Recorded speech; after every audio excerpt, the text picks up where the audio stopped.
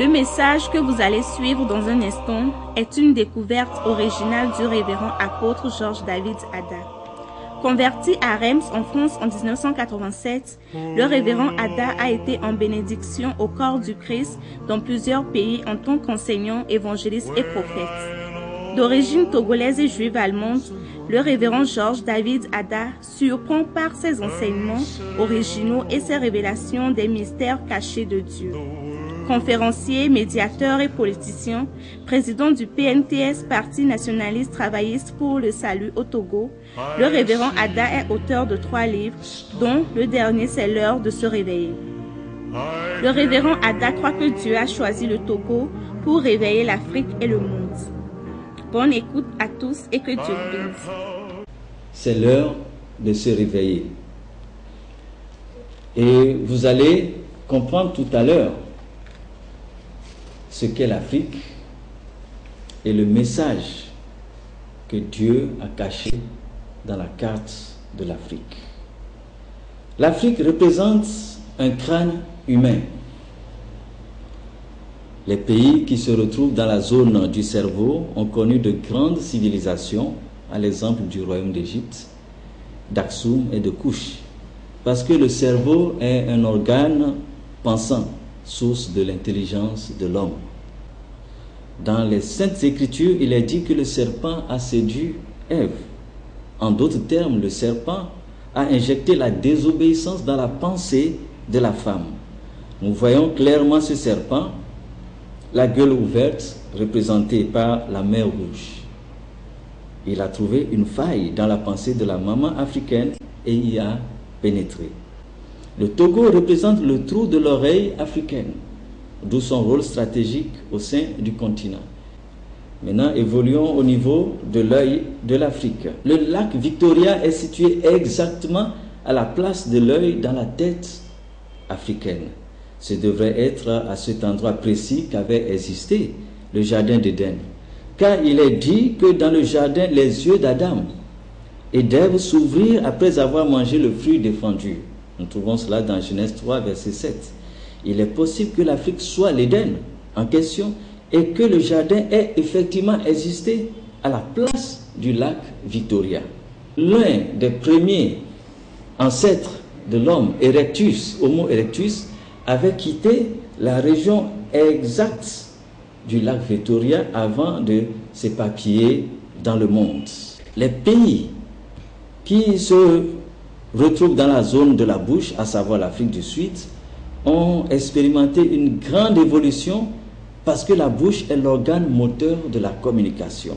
Nous avons une référence en Afrique du Sud qui est M. Nelson Mandela.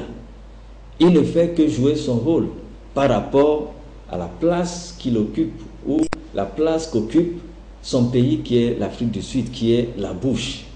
Et donc Nelson Mandela est aujourd'hui l'un des grands médiateurs africains et le plus écouté, le plus respecté.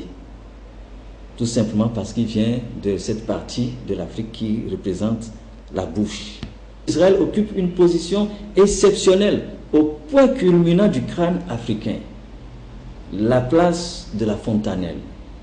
Et vous allez remarquer que chez les enfants, à cet endroit précis, il y a un mouvement.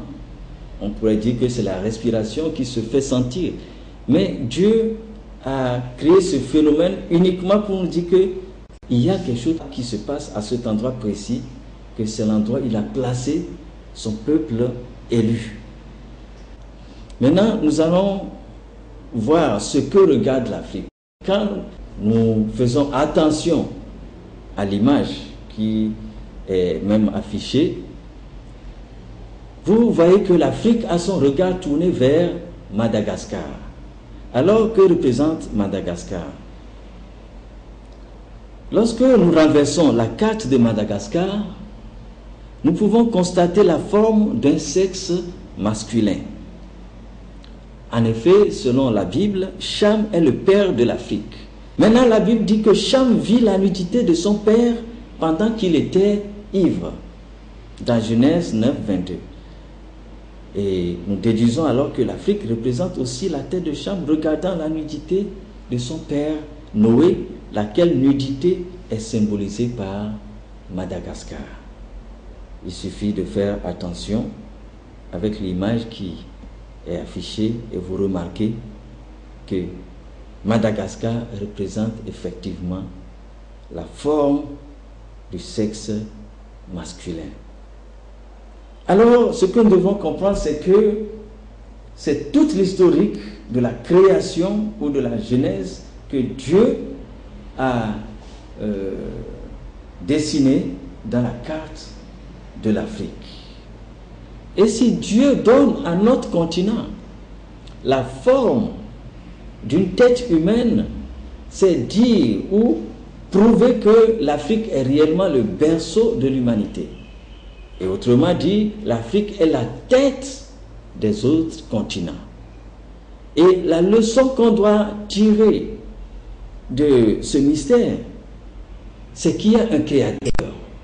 Parce que s'il n'y avait pas un créateur qui a pu donner cette forme aussi ingénieuse à l'Afrique, à savoir un front, un nez, une lèvre supérieure, une lèvre inférieure, un menton, et même l'œil qui est délimité à sa place, alors c'est la